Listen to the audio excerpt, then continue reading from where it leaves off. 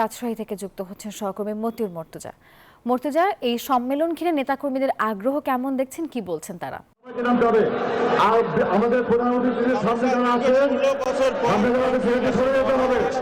সকলকে ভাইকে বলছি, সবাইকে সরে যেতে হবে এখান থেকে, ডান থেকে বাম দিক থেকে উৎসবে পরিণত হয়েছে। সম্মেলনের এখন আনুষ্ঠানিক উদ্বোধন করা হয়নি,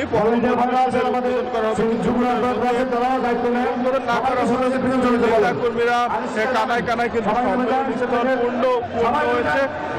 রাজশাহী মহানগরের বিভিন্ন ওয়ার্ডের নেতাকর্মীরা কিন্তু এসেছেন। তারা বলছেন যে তারা দলের পরীক্ষিত সৎ যোগ্য নেতৃত্ব চান এবং এই সম্মেলনে বিএনপির ভারপ্রাপ্ত চেয়ারম্যান তারেক রহমান প্রধানমন্ত্রীর বক্তব্য রাখবেন, যে কারণে কিন্তু বিএনপিতে নেতাকর্মীরা রয়েছে তাদের মধ্যে উদ্দীপনা বলছেন যে তারা ভারপ্রাপ্ত চেয়ারম্যানের বক্তব্য শুনবেন। আর আমরা বিএনপির কেন্দ্রীয় নেতাদের সঙ্গে কথা বলেছি, তারা বলেছেন যে সম্মেলনের মাধ্যমে দলের ঐক্য মজবুত করা হবে, ঐক্য প্রতিষ্ঠিত হবে। যেই নেতা নির্বাচিত হোক সবাইকে সাথে নিয়ে গণতন্ত্র প্রতিষ্ঠায় কাজ করবে।